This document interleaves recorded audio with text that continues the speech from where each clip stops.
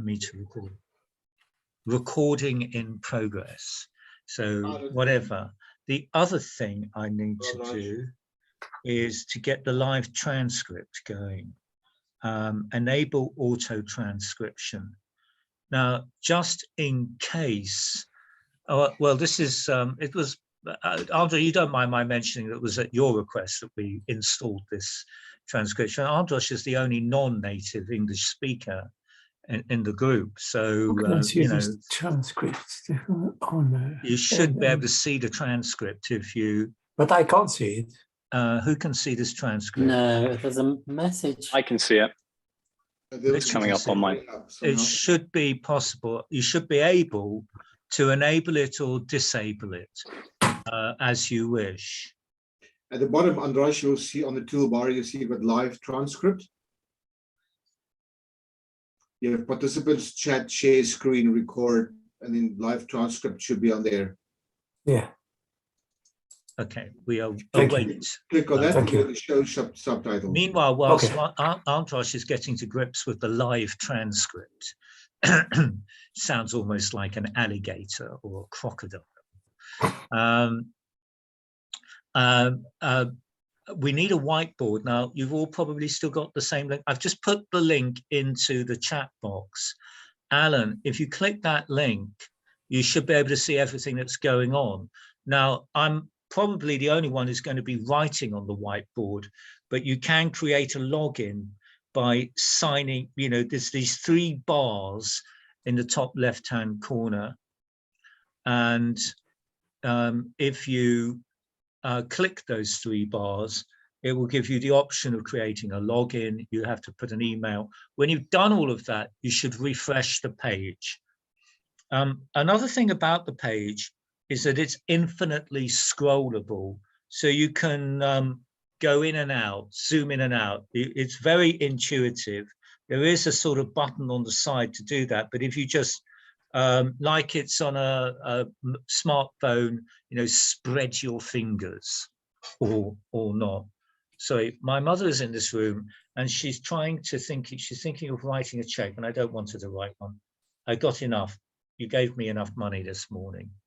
She owed me some money, but she's insisting on doubling up the checks. But never mind about that.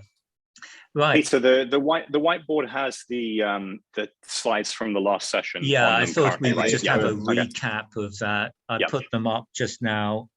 We didn't really get through too much. I mean, it was a phenomenal discussion. I mean, I'm just reeling from the quality of the discussion that we had last week. Of course, Alan's introduction will lower the quality immensely, but thank you.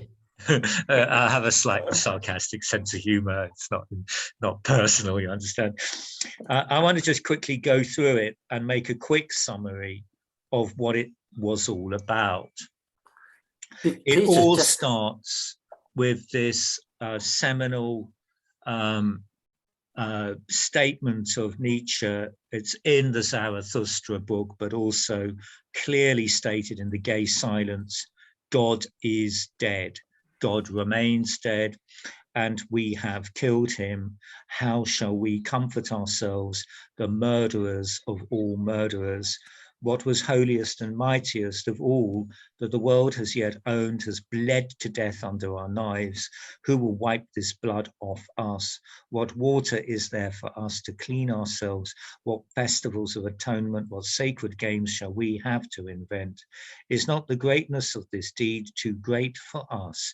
Must we ourselves not become gods simply to appear worthy of it? Now, the statement, there's 3 statements, I think there. One, that God is dead. 2, that all about this sense of guilt and talk of atonement. And then 3, the statement of the Übermensch, the Superman. This paragraph is almost everything there is in the whole course. I mean, you can sort of depart now, but the detail might be interesting nonetheless. Now, reactions to this, I remember that Richard said, doesn't this just mean that the 18th century philosophy of the Enlightenment has rendered it impossible to believe in God, and in that sense, God is dead. I believe Richard is correct about that. Jacques, whom I hope won't mind my saying, would seem to be a man who is still in the faith tradition, or at least partly so, said, well, who killed God? I didn't. So I've got a bit of empathy with that. So in other words, if you don't subscribe to the 18th century philosophy of enlightenment with its philosophy and all that, we'll get some detail on that later in the course. So you'll be able to see what they actually did, Voltaire and the others. Then you may not have to go down the path that we are going down. That path is, what do we do if we can't believe in God, and we can't believe in God as the author of our values? And that is really the ethical crisis of the West. Of course, whether it is an ethical crisis or not depends on whether we feel that the non-belief in God is such that, first of all, whether we don't believe in God, that's the first question. And then the second question is, if God does not exist, can we derive any values? Now, most 20th century materialist ethical thinkers do believe that in some sense or other, they can derive values in a godless ethical or meta-ethical environment. So that's really the main introduction to the whole thing and a recap on last week. Does anyone want to comment on that at this stage? You're happy with the summary? Mm-hmm. Okay. Peter, just a very mundane practical question. You say the whiteboard is somewhere. Yeah, there is. Yeah, so you can't see the quotation. If you look in the chat box of the Zoom, you will see a link to the whiteboard. No, I have nothing in the chat box of Zoom. Is it something you sent last week? No, it's actually in the chat box now. I can't see What I chat can do is I link. could put it onto the email to you Yeah, immediately. it's not in the chat box, Peter. It isn't in the chat box. No. That is very odd because I put it there. But the rest of you have it. So Yeah, from last week. Yeah. okay. I did the same. I Clicked on the forgot to link send from- this to you in advance, Alan. No, that's fine. Let's just sort that out. I need to just get into my email.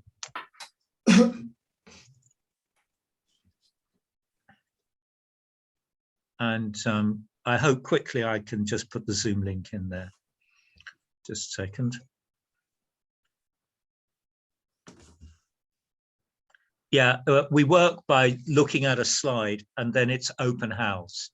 And in such a large community of excellent people and excellent thinkers, I wish to be only one among 5 or whatever, 6 voices. So my role is to chair the discussion and perhaps to offer some summaries.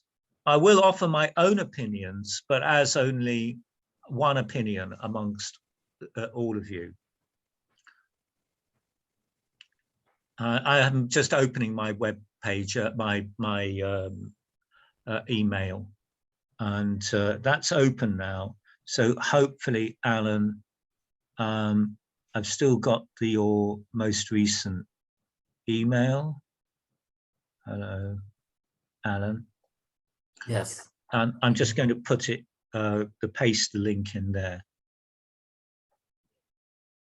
A bit odd that it didn't go into the chat because I can see it, but it's under ethical crisis. So you should have the link. Thank you. While we're at it, then I move on to the second part of the summary. The other 3 slides contain quotations from 5 modern, 20th century philosophers, every one of them monumental in influence. So the first is G.E. Moore, A Defense of Common Sense. And in that quotation, he simply says, it's common sense that God does not exist and we don't survive our death. G.E. Moore has several honors. He not only went to the same university I went to, he went to the same school, and he is buried in the parish church of Cambridge. Nice atheist burial. But the church has a habit of burying and honoring its arch enemies. So, for example, Stephen Hawking is buried with all honors in Westminster Abbey. A monumental atheist. And a good example of what I'm talking about, because, of course, you may be atheists yourself, and I understand that, but I'm a little bit perplexed at how the Anglican Church can, commemorate somebody who is, was very hostile to organized religion.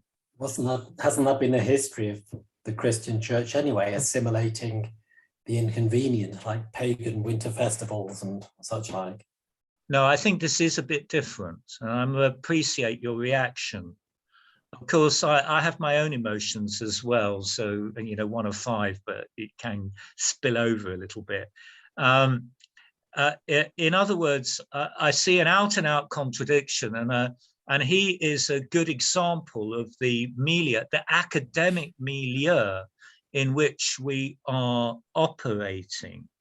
That is to say, G.E. Moore is an atheist.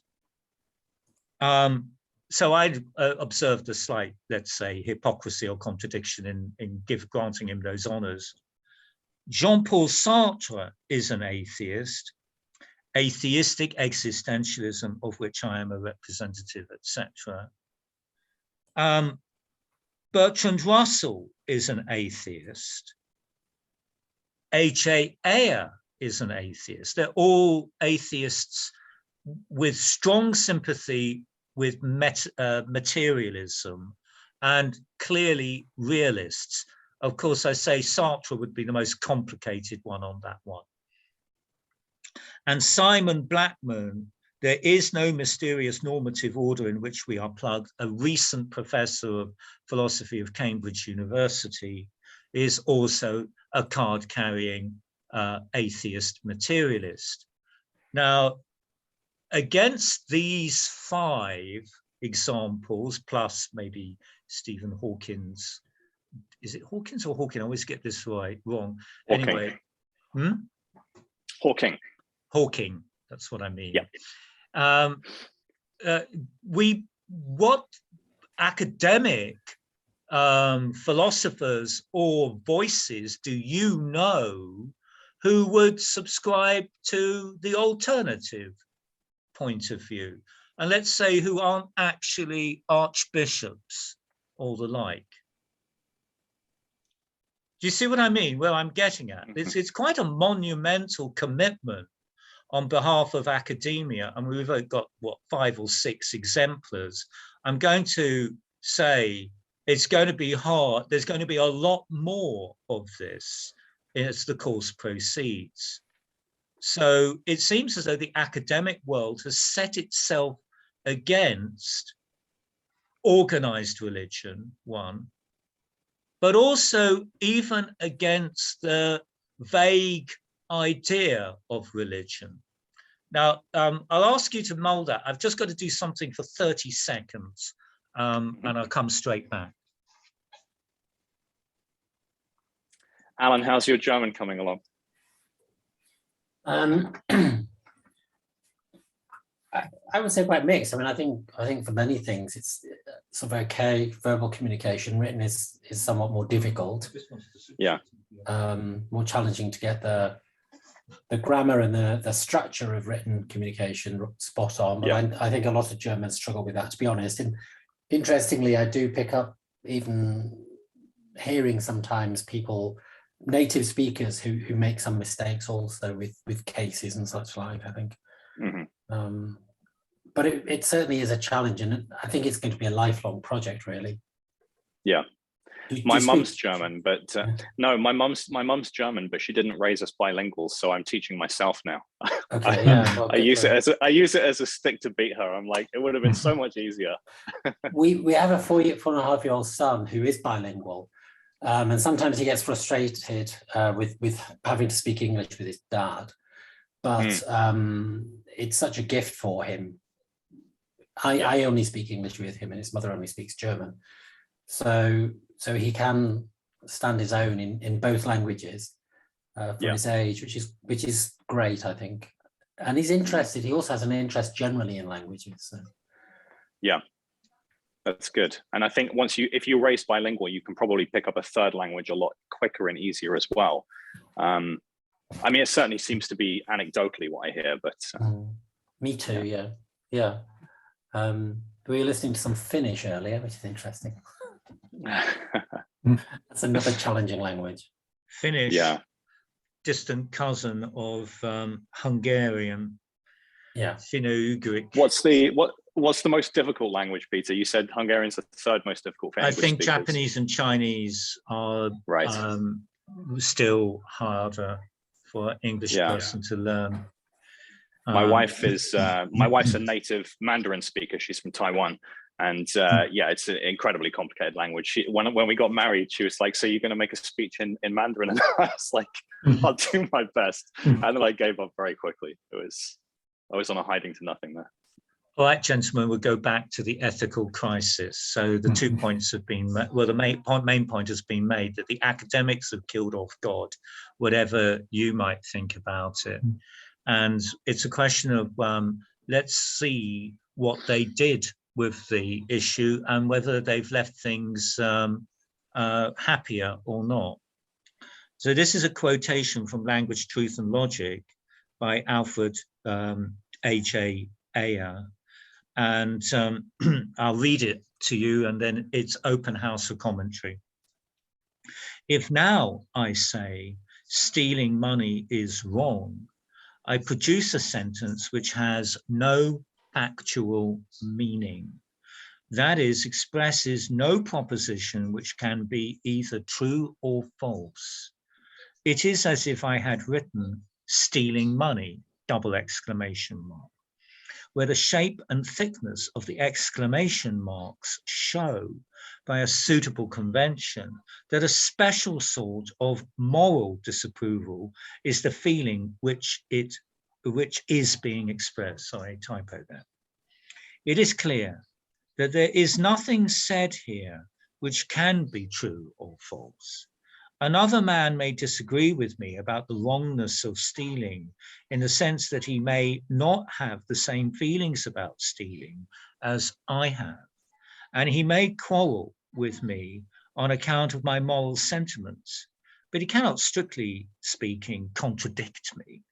For in saying that a certain type of action is right or wrong, I'm not making any factual statement, not even a statement about my own state of mind. I am merely expressing certain moral sentiments. And the man who is ostensibly contradicting me is merely expressing his moral sentiments, so that there is plainly no sense in asking which of us is in the right, for neither of us is asserting a genuine proposition. Over to you. Anyone? Well, first you might want to read it again. I mean, I thought my reading was magnificent, Shakespearean class. It's quite poetic here. It was read with gusto. I'm looking for a job, in Audible.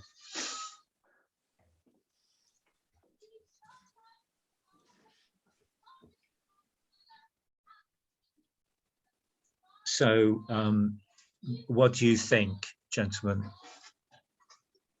Peter, have you sent the link to this? It hasn't arrived. I've sent you the link. Oh, yeah. Okay. There seems to be what? This is sent. Can you see the link on the it says chat? Ray Ethical Crisis. I Alan. found it now, yes. So here it is. Yes. At last. Perfect. Okay. Any gut reactions to HAL? I mean, it provoked a huge hostility at the time. Is he right? Is he wrong? Do ethical statements have any factual meaning?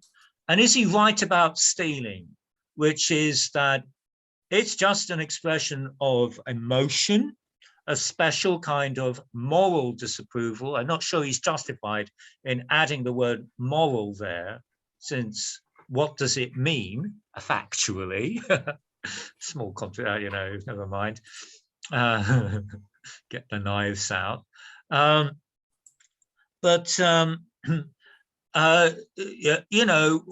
do you stand on this?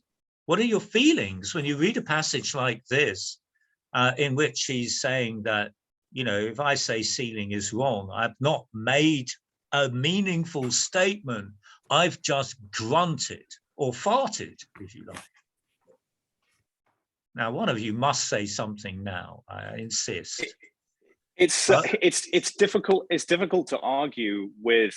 I mean, just taking it purely at face value, it's difficult to argue with that statement, I find. I mean, it depends on whether you believe there is like a priori morality, like whether we have an inherent morality and whether we believe in the concept of ownership as well. If you're talking about stealing from one person to another, you'd have to hold certain values in order to agree with that statement. But I find it difficult to disagree with him that on its face, on its sort of surface value, that he's not correct. That he's well, that's very interesting, because you indicate by that you're very, very close to the academic point of view, actually, Probably. of the previous 5 authors, that you are close to that point of view, because you can't see anything that might even be wrong with this statement. By the way, let's just, by a priori values, what do you mean? Do you mean something like, genetically coded, or do you mean something more metaphysical? I mean genetically coded. Like, I was just thinking, like, if human beings aren't born with some kind of inherent morality, if there isn't a kind of inherent sort of kindness or rightness and wrongness in our personalities, then it's hard to disagree with. I mean, I imagine that, a long time ago, when society was less civilized, people would just take shit from each other because they could. It was just might is right, and that's just kind of the way things were. And then as we developed into civilized societies, these concepts that we invented about ownership and right or wrong and things like that came into play. But maybe I'm taking a bleak view of it. Well, of course, prehistory and the origins of religious instinct and moral instinct is all part of the mission. And, when we get bored with this topic, you might like to migrate either to Kant, or you might like to migrate to my other course on the Bronze Age collapse. I just referenced the fact that in 1200 BC, 90% of the population of the civilized world disappeared. Now, I have an account of it, because, when we talk about prehistory and the past, we are very often projecting, forgive me, Richard, it's not meant to be a dig at you, but, you Sure. don't really know what a person in 2000 BC, what religious or moral instincts that person had. Actually, I put it to you. You haven't really gone into it. So it's an option to do a bit of that as well, and try to trace back the origins of religion and morality. I see religion and morality as quite closely connected, by the way. I don't think it's been a disconnect as such until the 18th century, and we are living in the wake of that. So you see a priori in terms of instinct, and that there may be a social instinct, though actually you slightly contradict that by suggesting that in your model of primitive man, they were, might is right, and they were fighting each other, and that the social values came in a bit later. I would question that, by the way, but so there's a little bit of tension in your account. Yeah. You want to add anything more to that?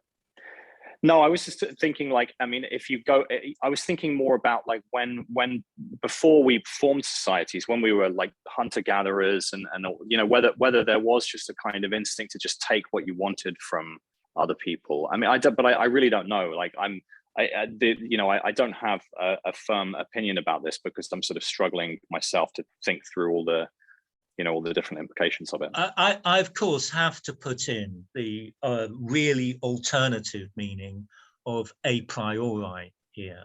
Actually, the word a priori means prior to experience. It's an epistemological concept, and it the opposite is a posteriori, and that basically relates to specific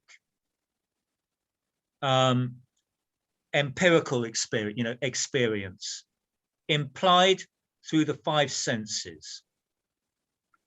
So anything that can't be derived from direct observation of the world or interaction with the world through our five senses might be a priori.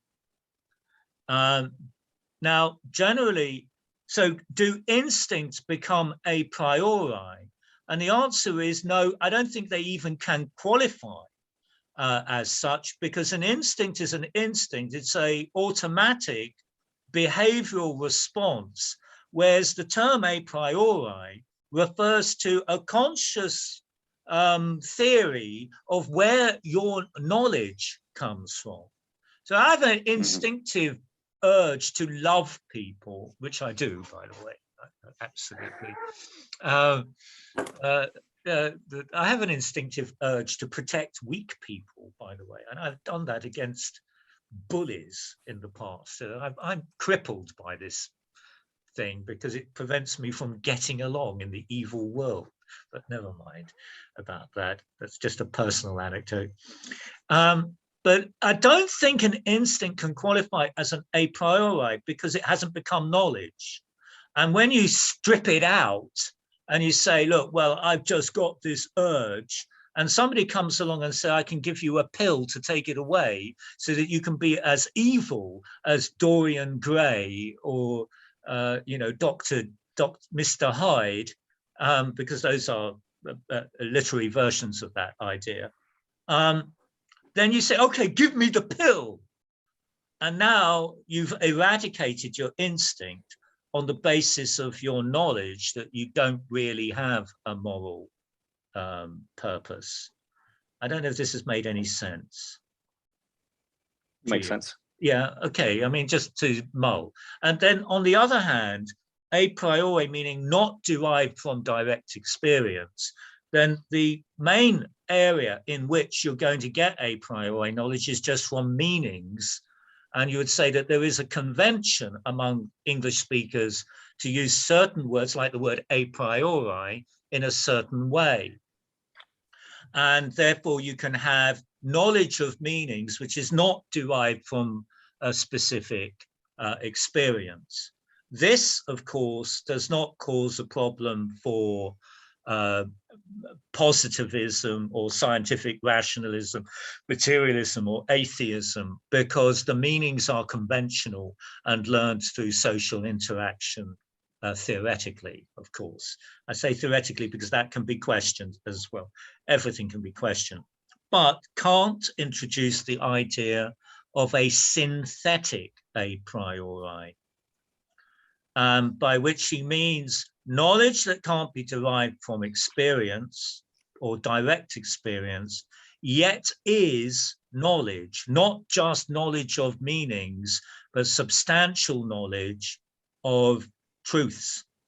And his examples were logical principles, such as the law of identity, mathematical reasoning and principles, such as 5 + 7 = 12, certain foundational principles about the organization of our perceptual world, such as concerning substance, so that, the intuition that there is a continuity or a substantial continuity to material objects or real objects, he would say, is not given by experience, but imposed on by experience and is a priori. And finally, moral knowledge. So in other words, if we were right back in the 16th century and we were reading Calvin, we would read the term sensus divinatus, divine sense, which is just conscience.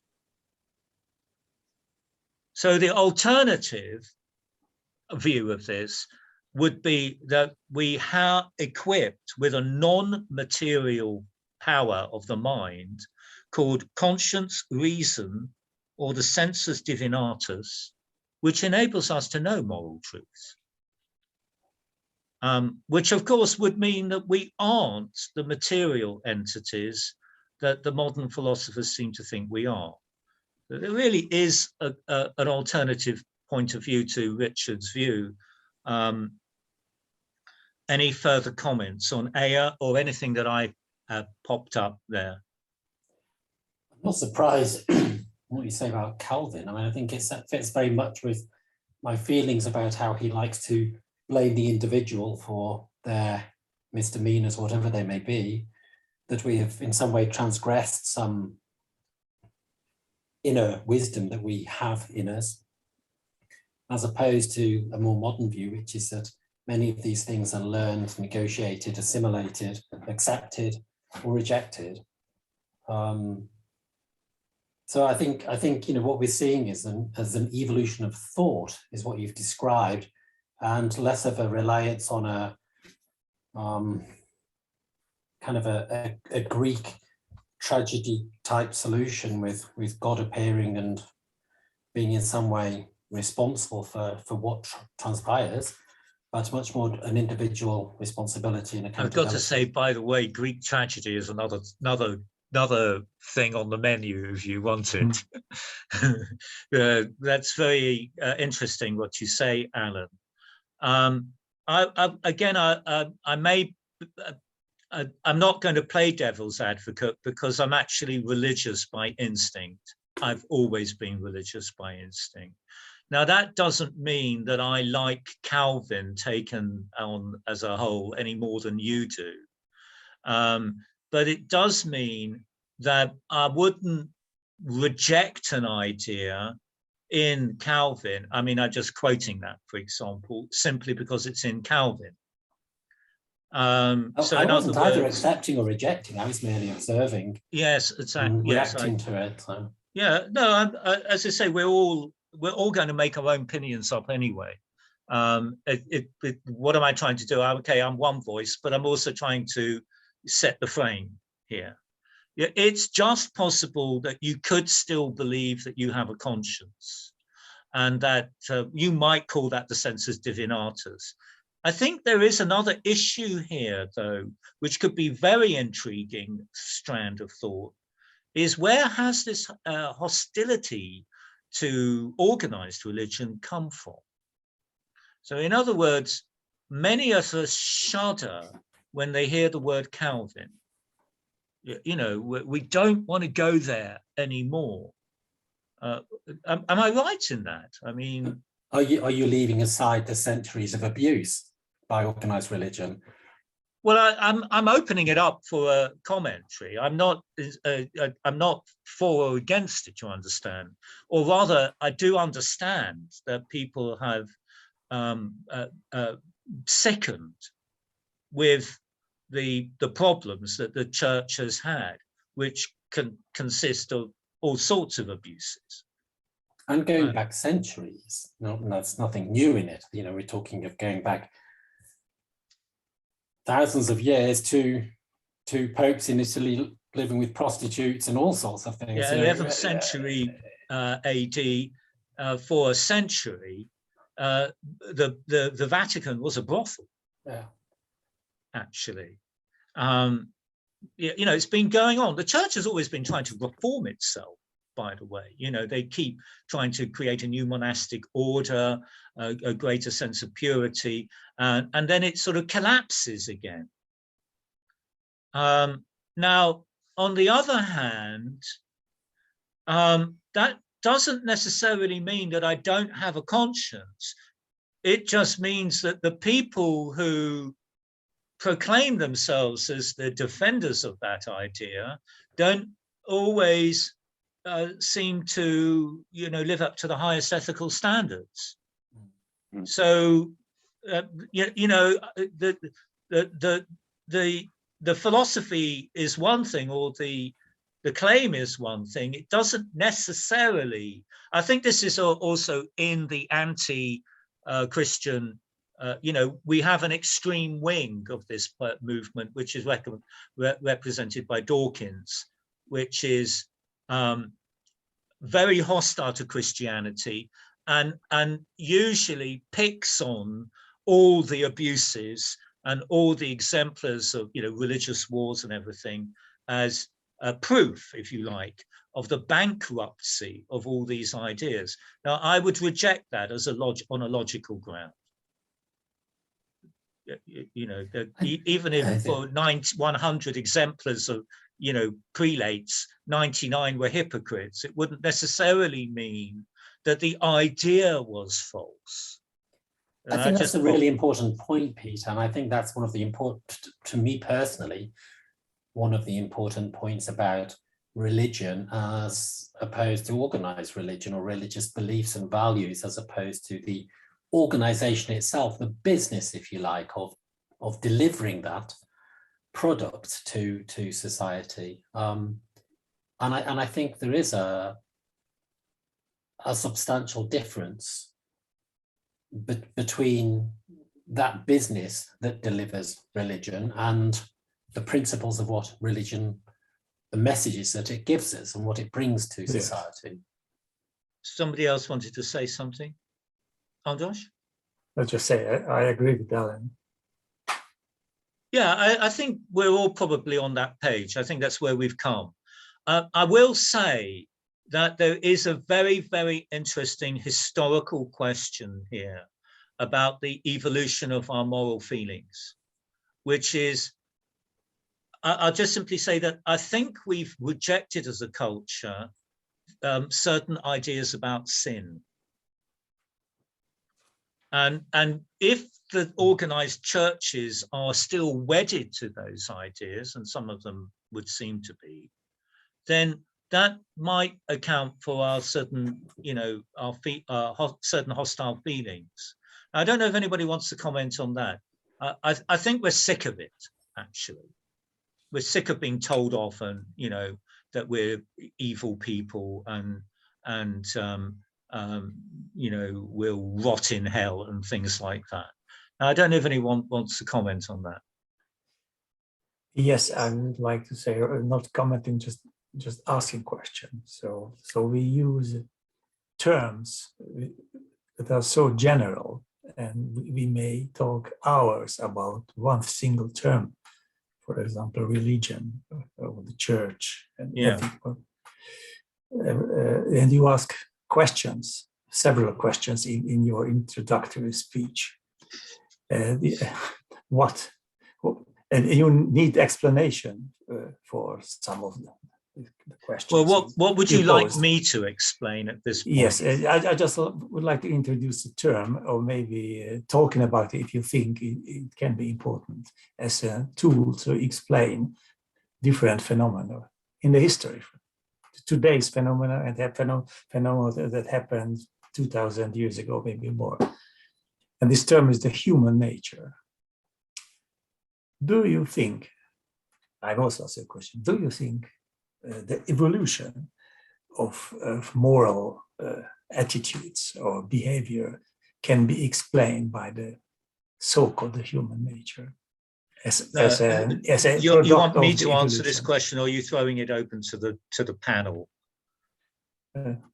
It's I up think to you want us. me It's to up to answer it's it up to first of us. all. So I mean, all of these. But first of all, I want everyone to understand my method, which is actually to be as vague as possible, something like that. Because you see, the questions are so vast that you have to sort of swim with them, sink with them, sleep with them, and slowly the clarity emerges.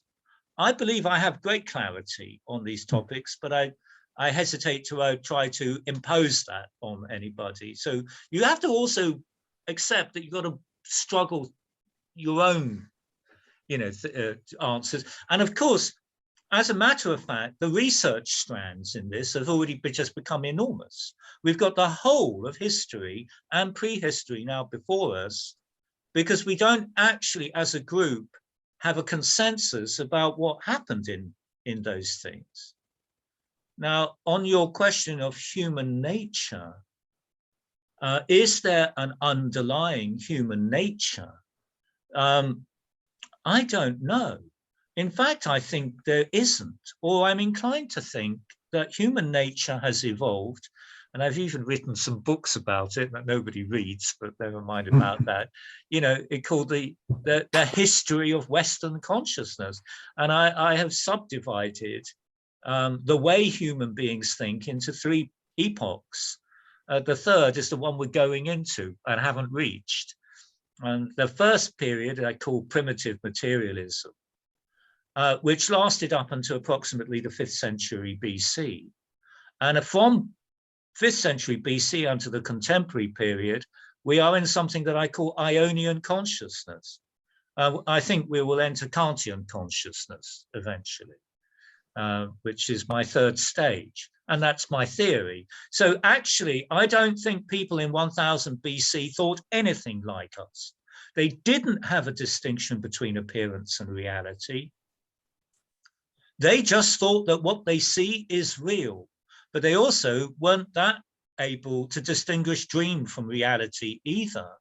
So for them, the real wasn't very different from the dream. Now we around about the 5th century BC, according to my researches, a guy called Thales in Miletus introduced a distinction between appearance and reality. He created the idea that there is a real world and also a world of experience, of appearances.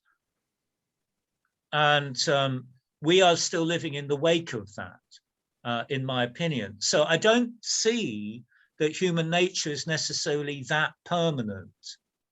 There may be some more fundamental core to it. And I think also our moral feelings have, I can trace several revolutions in moral belief personally. Now, I don't know if anyone wants to react to that idea. So it's evident that it's extremely difficult, or even it's impossible to quantify the level of these kind of behaviors. And but I think behaviors, ethical behavior, moral behaviors, and anything that we call the symptoms or the human natures. But I think people living 1,000 or 2,000 years ago were much more similar to us than we think. But that's where we disagree, you see. Yes, I think they were radically different from us. I think they had a value system. Disagree, but that's my opinion. Yeah, it's impossible to empirically compare. No one can compare it. But there are old-time readings, old-time books. Some of them written in first tense and first person, which is like declaration-like thing. So this can be compared with the today's writings. Just a way of having some knowledge about the old times. And other example to demonstrate how our consciousness is unbelievably poor at low level. Just think about the vaccine deniers. Sorry if I hurt someone from this group, but we think we are clever, we have values. And how is it possible in the 21st century not to getting the job and giving a fantastic explanation that microchips are... There's a sort of very mixed now here. Yes. So first of all, we swim because we don't agree, actually. And the sense of confusion stems from the fact that we actually have different visions of the past as well as of the present. But I'm going to challenge you on this vaccine denial. I know many intelligent vaccine deniers, I might add. Now, I'm a bit silent on that. I'm vaccinated 3 times, just in case you want my credentials. And I've had COVID given to me by members of my own family who evidently were too uneducated to know what they were doing. And I thank Viktor Orban for his blackout of information as much as blame them for the event. It was life-threatening, actually, if I may say so.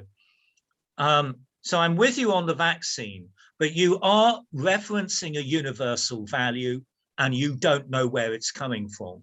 And actually, you're imposing that universal value on your public. And you're saying, how can you not? And if AJA is right, you're just expressing something with 3 exclamation marks instead of 2. And where do you get and justify this vaccine law? Do you see what I mean? You may not be able to reference an absolute value any better than they are in their vaccine denial. I don't know if this is coming over. I don't want to become, hostile or anything. I want us to work our way towards an understanding of what the issues are. If you accept, as Richard started by saying, I can't really argue with HAR, then where does your universal value come from? Why should I have to be vaccinated? For example. I think that there is certainly a view that many views, but one along the lines of there are no universal values. These are all things which have been collectively decided upon or accepted, or in some cases imposed as a way of being for society to function. And I think it's interesting that we still, in some way, think there's a need to look for an ultimate source for these in the, for example, of God or gods or whatever, rather than simply accepting that the number of them are fairly common sense rules for us to function as a society, but that there is probably no absolute out there, other than some of the more primeval basic instincts. There does appear to be amongst most humans some very biological drive not to kill our own species, which is probably a primeval survival mechanism through evolution, but clearly that breaks down and doesn't function in everyone. Well, again, I think the use of the word instinct in the context of moral justification is problematic. I've already pointed this out to Richard.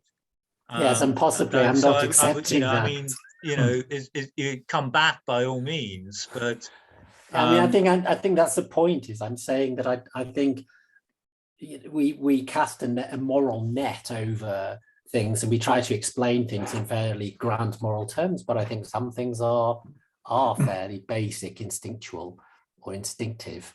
And I think many of our behaviors remain instinctive. But what we're going to encounter in this time and again, and maybe the quotations that illustrate it have not yet come out, is the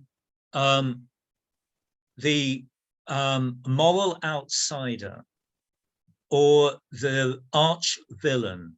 And interestingly, the arch villain is represented in almost all contemporary film. He appears as the Joker in the Batman movies. I don't know. There are so many. Richard will be able to enumerate all the supervillains. You know what I'm getting at? Lex Luthor in Superman.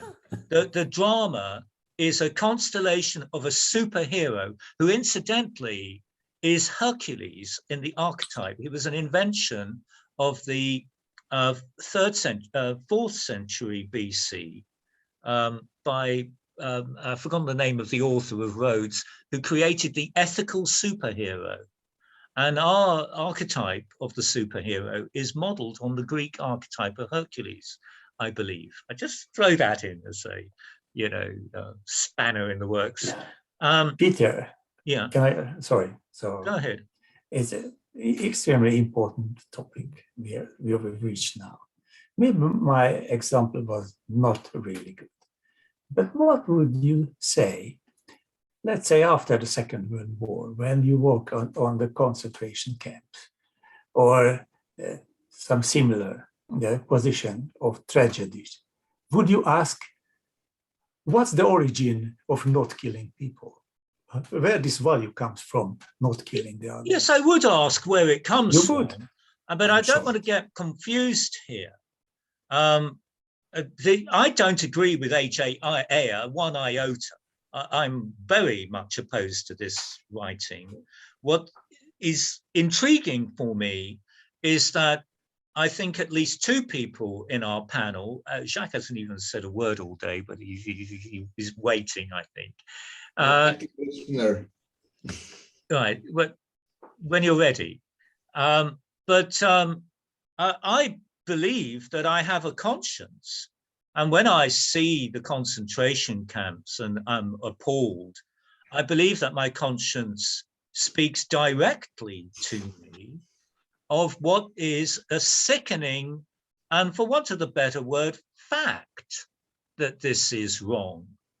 And I don't seek to explain that in terms of an instinct that I was born with a social instinct. I revert to the, I personally am comfortable with the old explanation. I might reject the Calvinist sin, but that doesn't seem to me, that seems to me something that I can address separately from the certain fundamental intuitions. So that's how I'm reacting to it. Likewise, when you come to vaccine denial, then while I'm sympathetic more than you are perhaps to people who have a problem with it, I'm also agree that the universal responsibility to look after other people imposes upon me a duty to be vaccinated.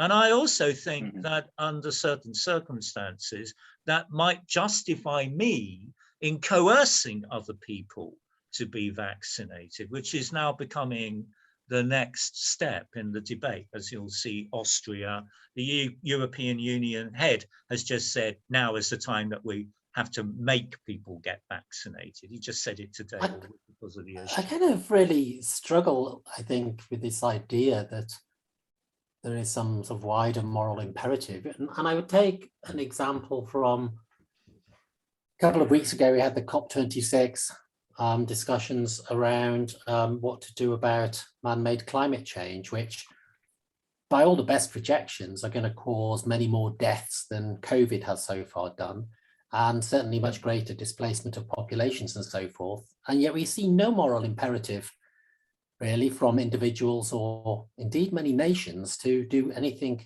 near enough to tackle that problem. So I think the Such as notion China, that there is, you mean? well, I would say Great Britain, Europe, Germany, France, Yeah, okay. pretty every developed nation is not doing enough. And I think to suggest that there is a moral imperative to look after humankind, I think clearly there isn't. We don't have that. We construct it when it suits us. And Well, I would cynically say that. Yeah, you are in the ethical crisis. I mean, you've also actually introduced earlier the idea of coercion was really, I mean, I brought it in just now, but there was something you said earlier, which said that basically it comes down to will. And that's the ethical crisis, that we strip all the garbage about, benevolence or do unto others as you would be done by. And in the end, what we have is society as a whole collectively wanting to survive, though for what, I don't know, and then imposing on the individuals who want to do something else their coercive power. You know, you will go to jail, we will lock you up, we will catch you if you could break our rules. But the rules are actually, and of course, then because there is no universal value, we're always in the danger of slipping onto the other side. Again, a good example of this ethical villain is in the film Fifth Element, where there's this, what's the name of the character in that Fifth Element, that Zorg? Yes. And Zorg makes an alliance with pure evil, this just ball of fire that is coming to just consume the world. And he does it for, you know, money. I mean, where does he think he's going to go when there isn't any world? I mean, it looks illogical in one respect. But I think the existence of the supervillain in our contemporary culture, our contemporary literature, does point to an underlying concern or awareness that this is a real problem. And I'll give an illustration of it, and it's a counter argument to H.A. Eyre, stealing. So my mother is, nearly 90, and she has some confusion by now. So she is very vulnerable. About 5 times a week, we get the phone call, we call it the nuisance call, and it's someone pretending to be from Amazon or a bank or Microsoft or anything.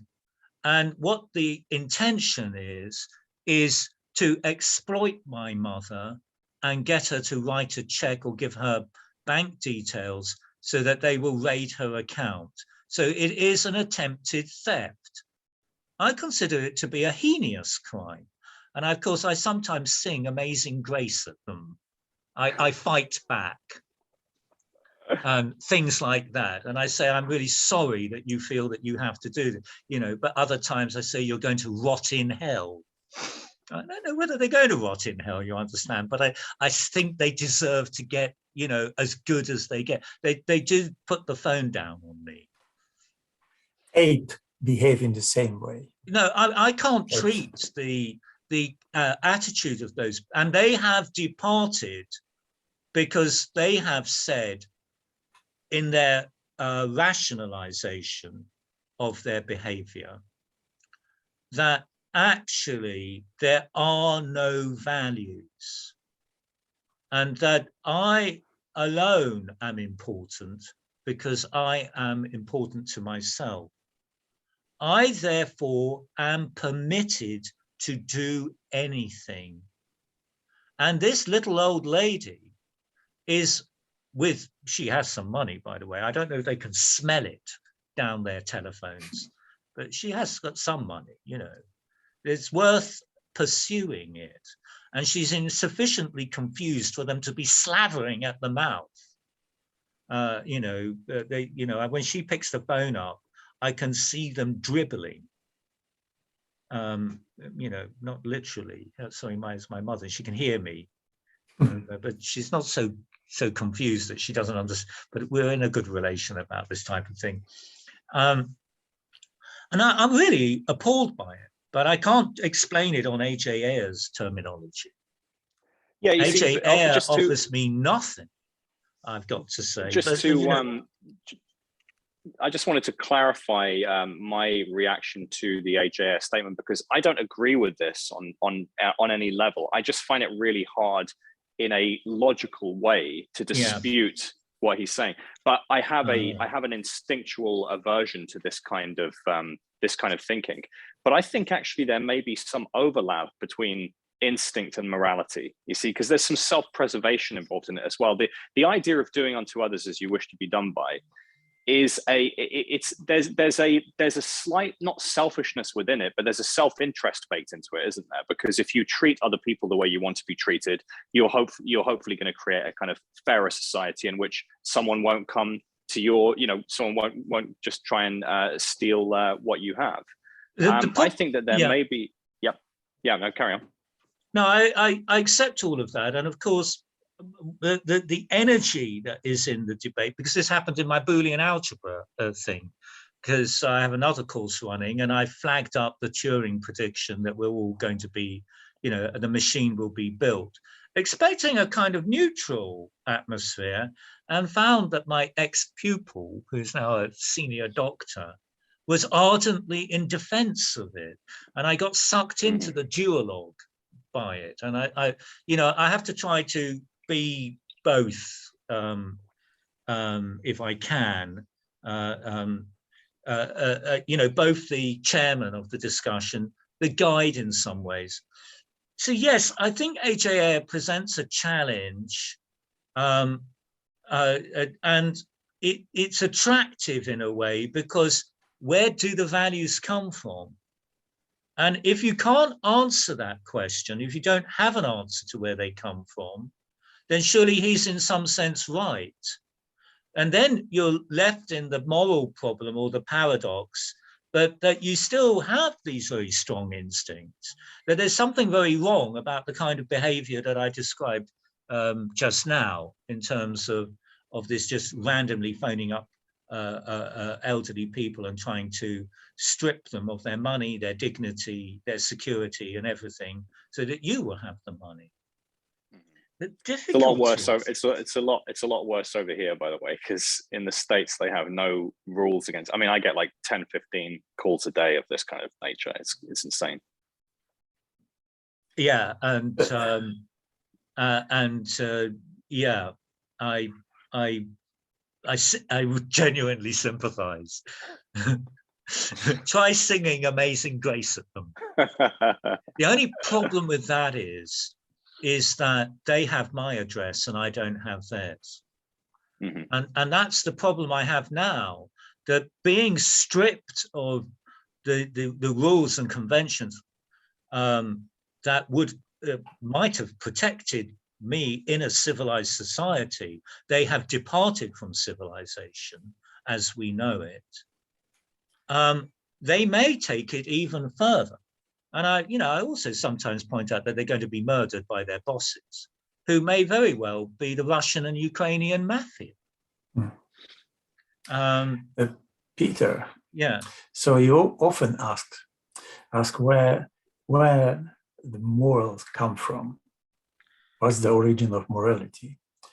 And honestly, I don't really know that this is an open-ended question, and you really want to hear an answer from us, or you know it, or you rather suggest there's no other answer. This is a little bit complicated. Just God. So you want to lead us.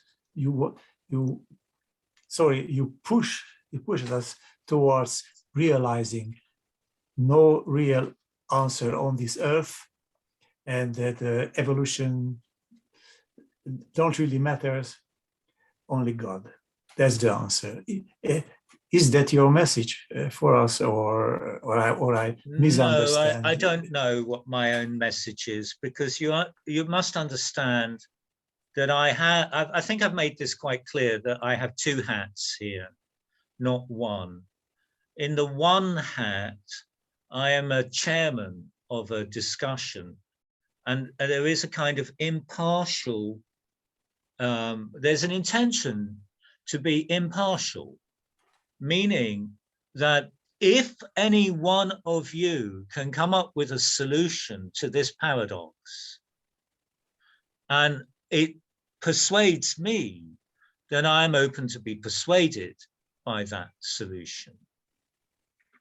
At the same time, as my role as a teacher, guide, mentor, I never imposed my own views on any group that I was teaching as a student, as a teacher of philosophy. I appreciate and the this. group Thank you. divided pretty evenly for that reason into two sides, and there was very lively debate. I myself several times helped materialists perfect their arguments whilst not being a materialist.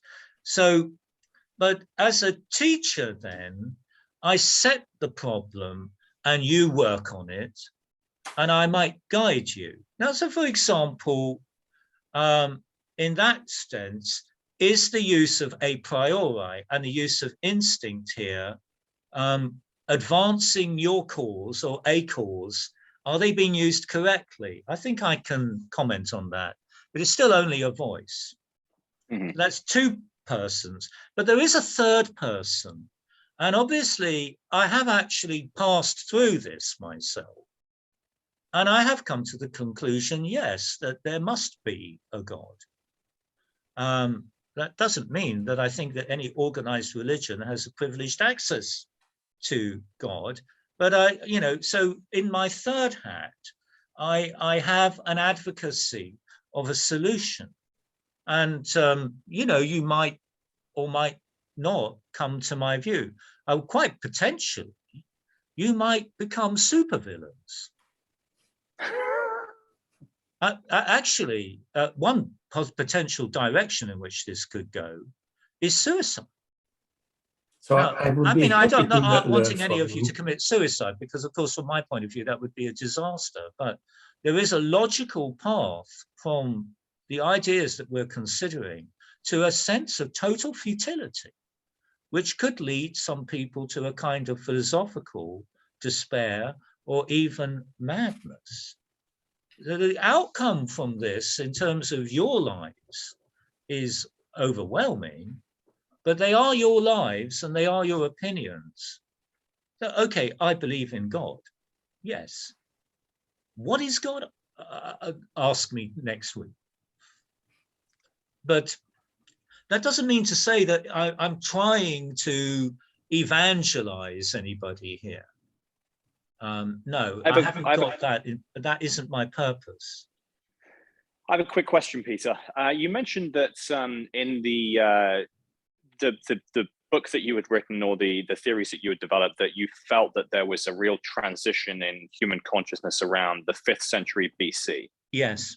Now, thousands of years before the 5th century BC, like going right back to the beginning of human civilization, we see evidence of some kind of religious practices, some yes. primitive forms of worship to a higher being, or some search for an answer to the sort of mystery at the heart of life itself.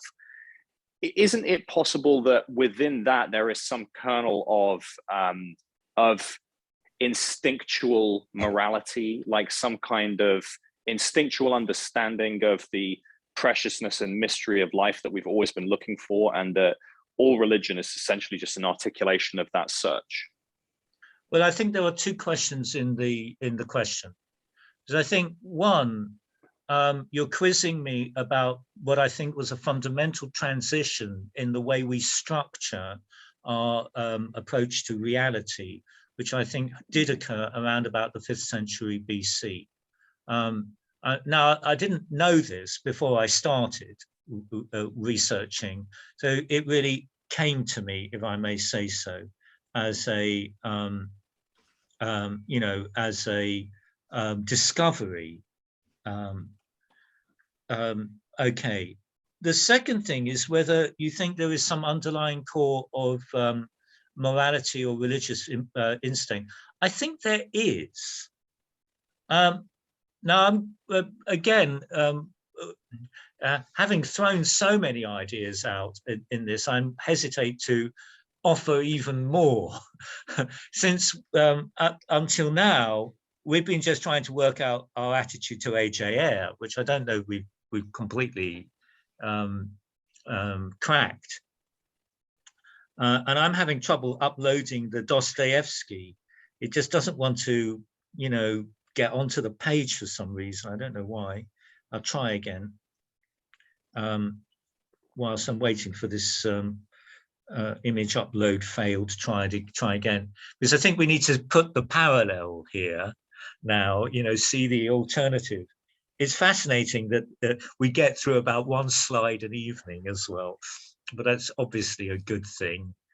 But in terms of the other question then,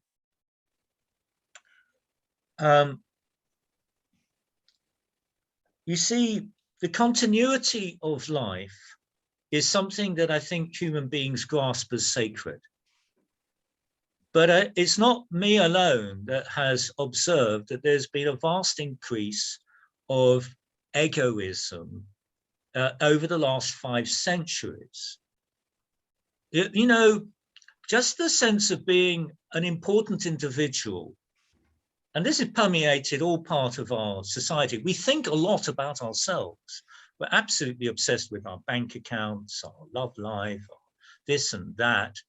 And it's become really almost tortuous self-consciousness.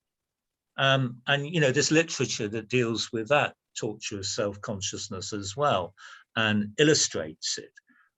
Maybe Dostoyevsky's News from the Underground or Marcel Proust could be examples of that.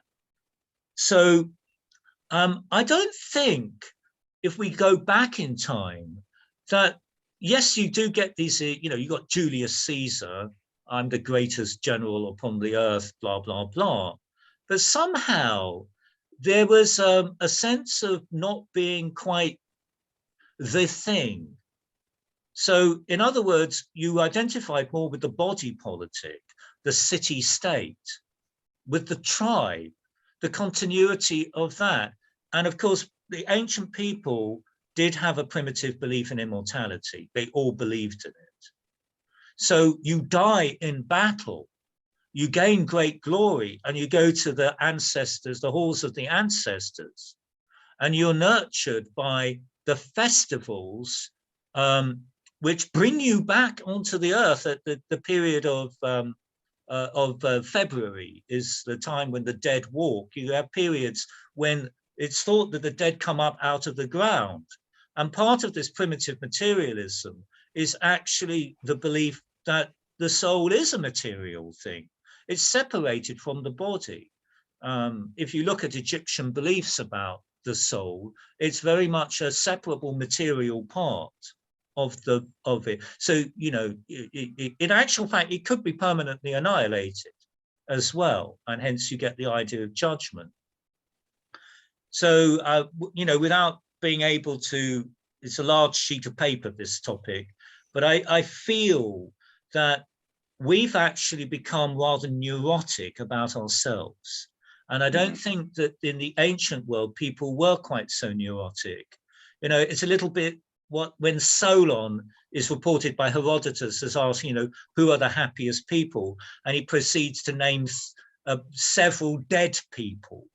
And then Croesus, who's asked the question, says, what about me? And he says, well, you're not dead yet. The dead people are happy because they've been fulfilled in life. And, there's no actual primitive immortality in that story, but there is a sort of sense of belonging. So in other words, a primitive would not necessarily have seen life or individual life as sacred as we do. They would have been prepared to sacrifice human life for the greater good. And I believe that they did. And I believe that this is the fundamental difference. And I think that Greek mythology, for example, has story after story of human sacrifice in it, and not for evil reasons, but because someone had to die in order to sympathetically nurture the fertility of the earth. And of course, in this respect, I'm a follower of yet another discredited author, Fraser, and his Golden Bough, in which I think he's, for an atheist, has understood up to the limit of what an atheist could understand, what the ancient beliefs were. And you know, he pretty well proves that primitive beings sacrificed kings, leaders, and then ordinary people and children for the sake of fertile crops in the worship of the goddess and not Zeus. So, you know, if you have a statue from the Cyclades from 2000 BC, it is a statue of the goddess, and they're incredibly beautiful. It's not you get occasional male consorts, but you don't get Zeus sitting enthroned on Olympus. So I've been distracted by your excellent questions into revealing what are only theories about the ancient world.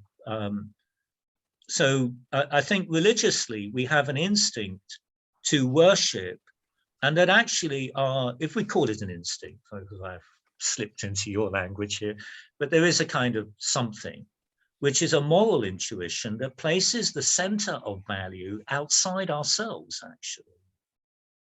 And the contemporary disease, first of all, I think that found expression in the willingness to die and be sacrificed on behalf of the world, saving the world, actually, which is actually the primordial image of the crucifixion in that. And by the way, they sometimes were nailed to trees. You know, you can dig up bog bodies from the Celts. The Celts clearly practiced human sacrifice. And then I believe that we underwent a moral revolution.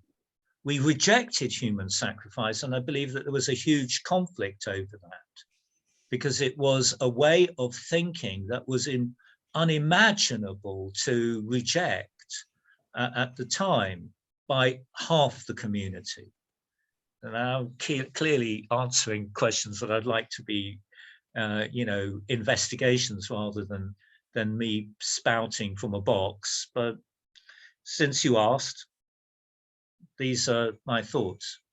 They'd make excellent material for a script, by the way. You know, that there's because a lot of our contemporary culture is about fictitious pasts. So why not have one which might not be fictitious? But does anybody now want to come in on all of this? Because I've been doing a lot of talking now. You know, I was asked a question. What do you think? What are the reactions of anybody at this minute? Is it going to load onto this page? Let me just come in here a little bit. Having listened intently at the rest of this group, when I read the statement by Ayer initially, I didn't even try and defend it or otherwise. I was trying to understand the kind of the background of that, right? And why is it that someone believes the way he does? And if you look at, I think the sentence that kind of struck out for me, that, and the man who's ostensibly contradicting me is merely expressing his moral sentiments. Or rather, I am merely expressing certain moral sentiments, and the man who's ostensibly contradicting me is merely expressing his. Now, we're always going to have a difference in opinion, doesn't matter what it is. And the same comes with the origin of morals or values, right? It's whether you are material, from a material school, or are you in a transcendental school, or are you a dualist, or a physicalist, kind of, what is your school of thought? Now, from a morals point of view, I just believe that even if you talk about his specific statement, ultimately, it totally differs on your own point of view and where you're coming from. And you are never going to have a consensus.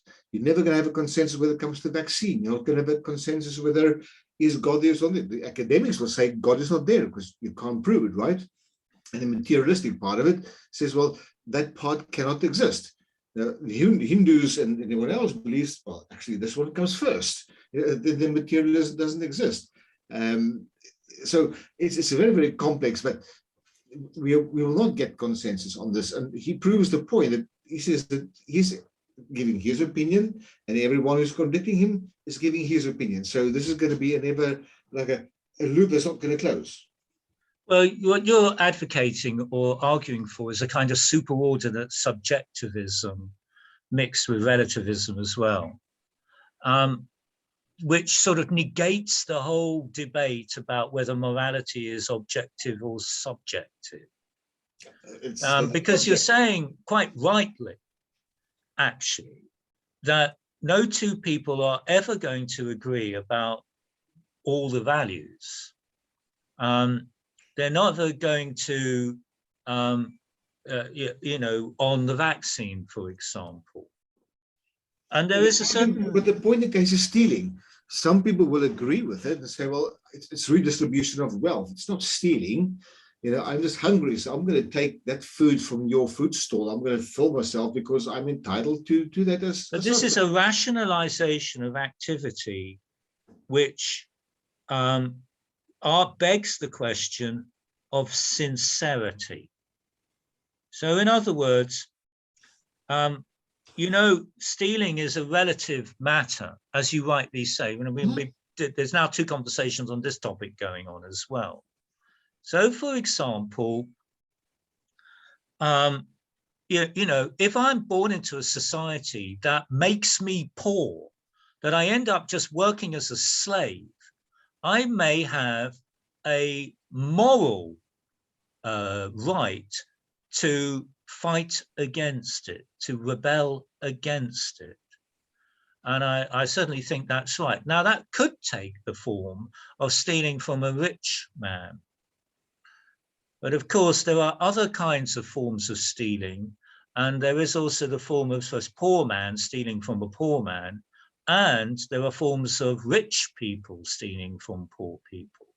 And for example, I imagine that the people who phone me up are operatives of Ukrainian and Russian and other mafias. And many of those mafia people are a good deal richer than I am, but that doesn't stop them instigating the crimes. So we rationalize and justify our actions. And then, of course, the question is whether we really do believe in those rationalizations. I think authenticity comes in. Other political philosophers have questioned this, what you're saying there from another angle. Marx and Engels were particularly fascinated around the concepts of property ownership and whether that is indeed a form of theft, of taking something from often those less well off. And the idea that a modern capitalist society is fundamentally predicated on theft or on stealing from one another. It comes down to what one conceptualizes as stealing, taking without permission, or what's meant by permission. Is it expressly given, or is it implicit in some sort of societal contractual arrangements? If you take this view, though, murder is not an illegitimate thing to undertake. because, you know, that's exactly how Lenin thought. Lenin is the architect and justifier of the Red Terror of Stalin. He invented it. He invented all the arguments in favor of it. He wrote, you know, take 50 kulaks and hang them when there was the Tambov rebellion. Well, I think we could stick with the concept of stealing and theft, couldn't we? And explore that. Murder, I think, is another moral question. I'd like to come back to, I think it was Andrash's question. No, it was Jacques who introduced the idea, I think, what I call this superordinate subjectivism.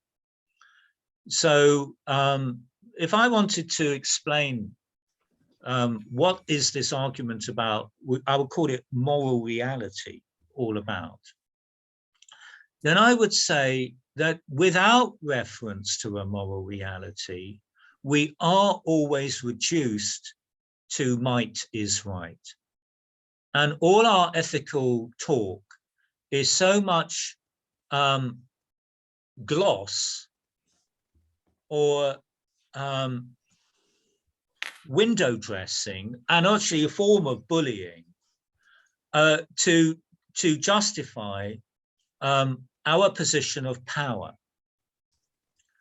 So for me, the appearance of some reference point that is only dimly perceived and definitely evolving provides a certain anchorage to ethical ideas. And here I must actually also introduce as our final, and we could spin on for another 10, 15 minutes. I don't know how, we're actually at the end of the official time, but I'd be very happy to continue for a little bit longer if everyone wants to do that.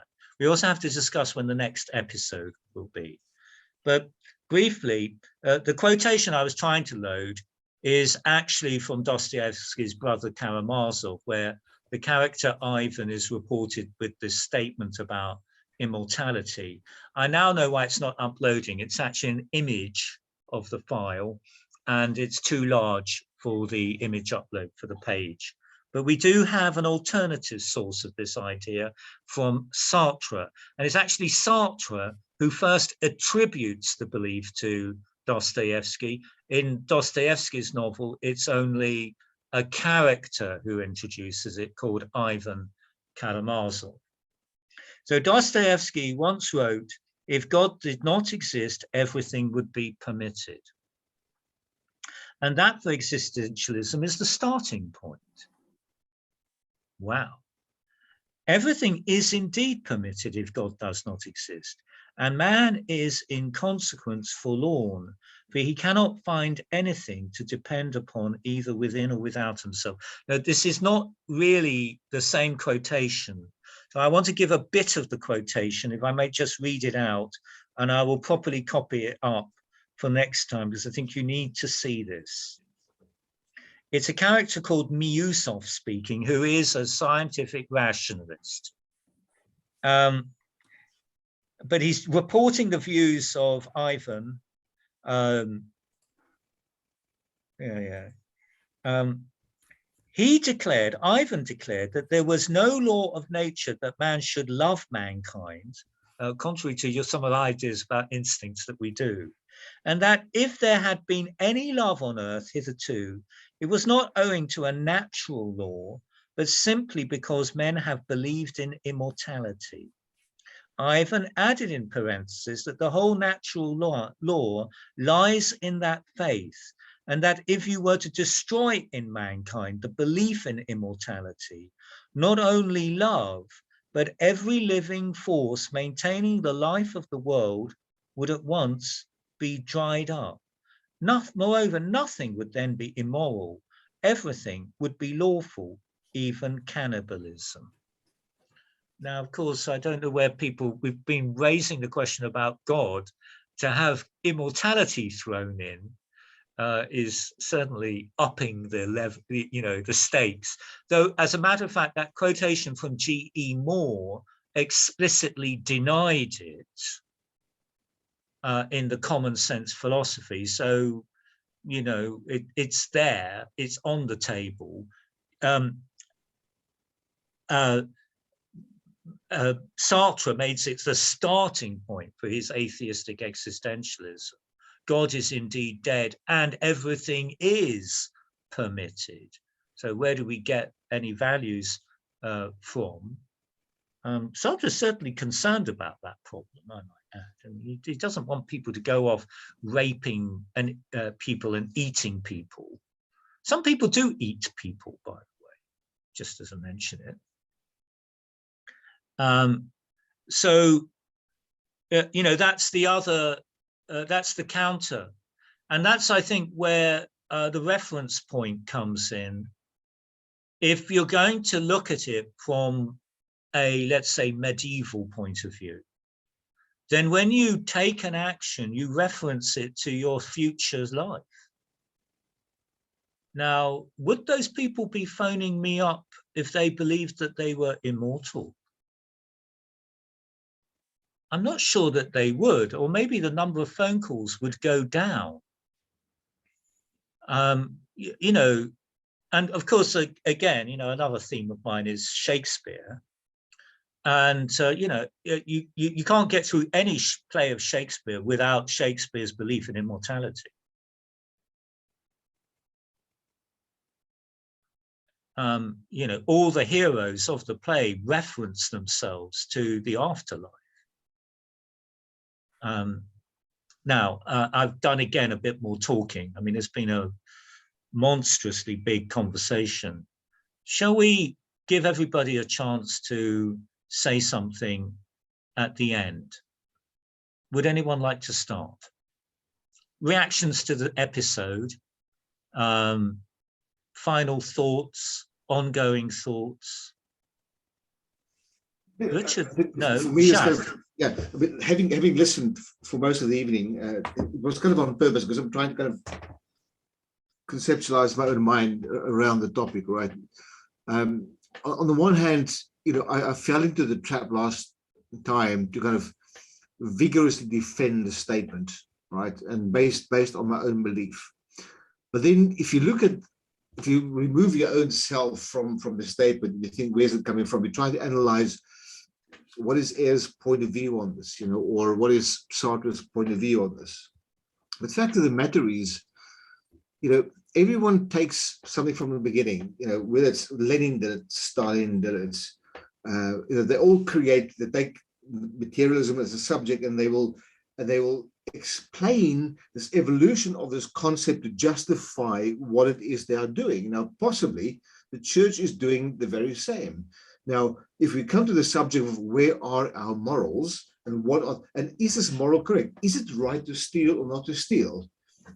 The fact of the matter is that it's hard to tell, because who is the supreme law on this, and what makes your opinion right and he's wrong? You know what I mean? It's very interesting to understand from the academic who wrote a specific point, what is their kind of starting point, and the other one who would be opposed to that specific point, what is this starting point?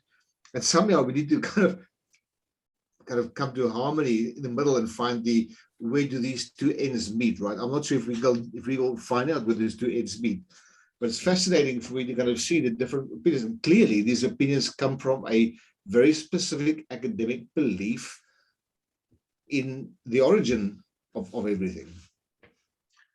Okay, I think that's a brilliant statement. I really don't want to comment on your final comments, because it's ongoing projects for you. This is what you're taking away as we move forward. Sure. So I heard all of that, and I think it's an opportunity for somebody else to say a few final thoughts, and I won't add any final thoughts at this point. So I'm trying belatedly to address the balance. Alan? No, sorry, Alan, go ahead. No, I just wanted to bring somebody in. You've jumped in. You're welcome to it. Yeah, I I mean, if you weren't asking such tiny questions, Peter, it would be a lot easier to articulate how I feel about all this. But I mean, you know, like you said, we're swimming in all this stuff, and we're gonna dip under the surface and come up spluttering for air. And I think that's kind of how I feel at the moment, because this just isn't the kind of thing that we do generally in our lives. You know, you talked about how we live in such a kind of egoistic sort of world nowadays, and we're focused on all these things like, you know, whether it's our jobs or our bank accounts or what have you. So it's tough to step outside of all of that and just deal with these massive ethereal sort of questions. But my instinct is still at the moment that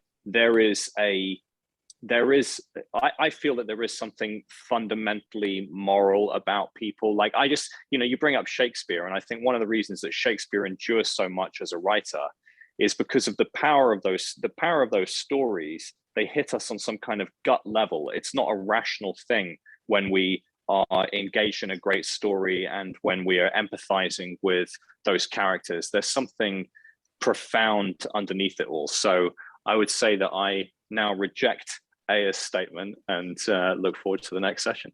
Well, brief comments without trying to comment on the overall thing. The first of all, I think that's what it's about. You started off by being not sympathetic to Aya, and you progressed in the session to say, well, perhaps I want to question it.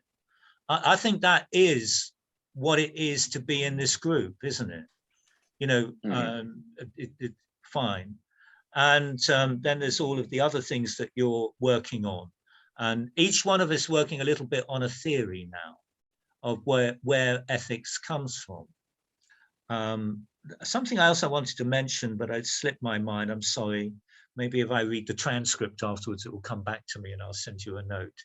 But I'm really, really delighted with all of these reactions. Yeah, it is a bit like swimming. Oh yeah, that's the thing I wanted to say, which is that it is really important that people do start to swim. Because you see, people are thinking about these things, but they're not aware of their own confusions. You know, those 15 people that phone you up, they're sinking, not swimming. Mm-hmm. And if they actually sat back and sort of thought it through a bit more, if we had more of these conversations in general, they might reevaluate their values. And we might be able in a happier world, you know, with your moral instinct of social harmony, which I haven't completely rejected either, actually, in all the statements I made. Perhaps you should consider moving to Denmark, Peter, where unsolicited calling is a criminal offense. You know, so where what is a criminal offense? Unsolicited calling. Well, I mean, I think I probably agree with that as I mean, I think it's criminal what's happening to, you know, to Richard and myself, actually. I mean, I think those are crimes, and I think they're personal crimes. Because you live in an immoral society that's allowing this to happen. Well, again, you know, we're all going to have to work out, why is our society so immoral? Why is this happening? Did it happen in the past? No, if I dip into a 19th century novel by Jane Austen or by Charlotte Bronte or by George Eliot or Dickens, I find plenty of villains, but I just don't find this whole scale neurosis. It's just not reported as part of the whole fabric of the world. So I think there's been a big change. And of course, I'm blaming Jean-Paul Sartre for it. You know, just theatricals. It's Alan and Andras who have not yet added their final comments. So which of them would like to go first? Or do they want to add a comment? Yes. Andras. Yes. So I have quite deep-rooted answers to the question you asked, but I would permanently question how these answers are good or not. So I'm looking for some control over myself. But more importantly, what I'm looking for is how to bypass my materialistic worldview and finding some thoughts, some new thoughts about God. That's why I asked this question from you, and that's what I'm waiting. One important thing I'm waiting from this conversation. So thank you for it. Okay, I'm not quite sure which question I'm being thanked for, but I hear, you know, it's just wonderful because you're also, Jacques is somewhere, Richard has moved in the course of the episode, and now you've declared a personal journey. And I think I hope that I've nurtured that as a teacher. And Yes. you know, I have my own version of that journey, which I've shared a lot of bits with you. So I think I can share with the other group's member that in Budapest we had several conversations, and all of these were conversations quite useful, and learned a lot from Peter. Well, and now our new boy, Alan. I want to thank you for letting me join the group. I think the discussion is phenomenally important, and has been throughout history, but at the moment we seem not collectively to have enough of these sorts of conversations. I don't just mean we, I mean the wide we, the societal we.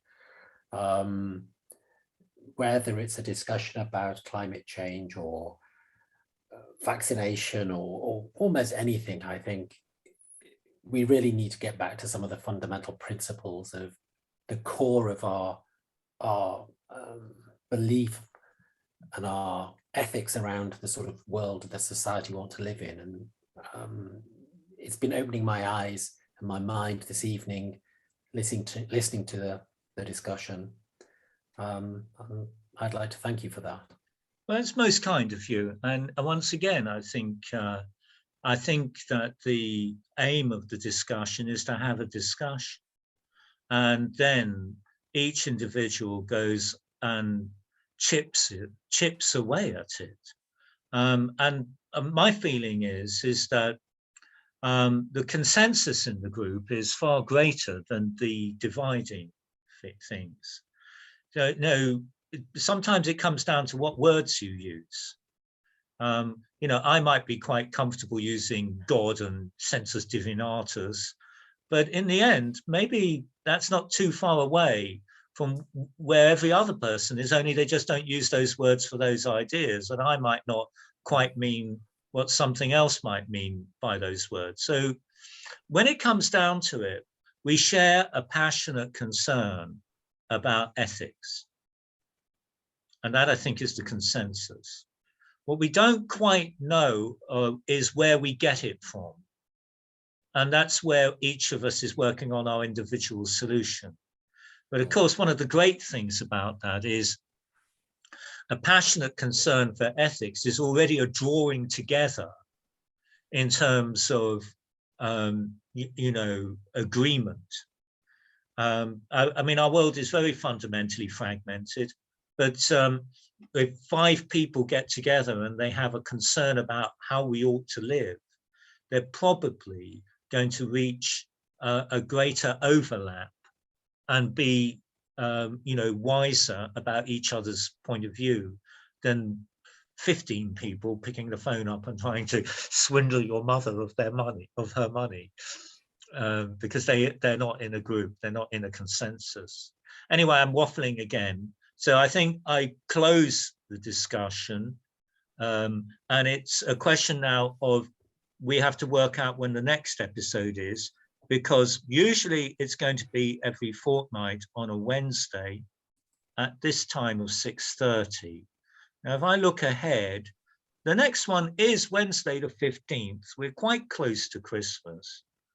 Does anyone object to meeting up again on Wednesday the 15th? 15th is fine. Good with me. Okay, then we are meeting on Wednesday the 15th at 6:30, and it will just go in there as we like. Right. So, okay, well, it then remains to me merely to say, whoa, thank you so much for your participation in this overwhelmingly interesting conversation. And I look forward to the next one in 2 weeks' time. Same here. Thank you, Peter. Okay, Thank you you can very all, much. yeah, Cheers. cheers. Have Oh, you yourselves a can, good Thanks, evening. guys. Sir. Take care. Bye. bye. Bye now. Bye-bye.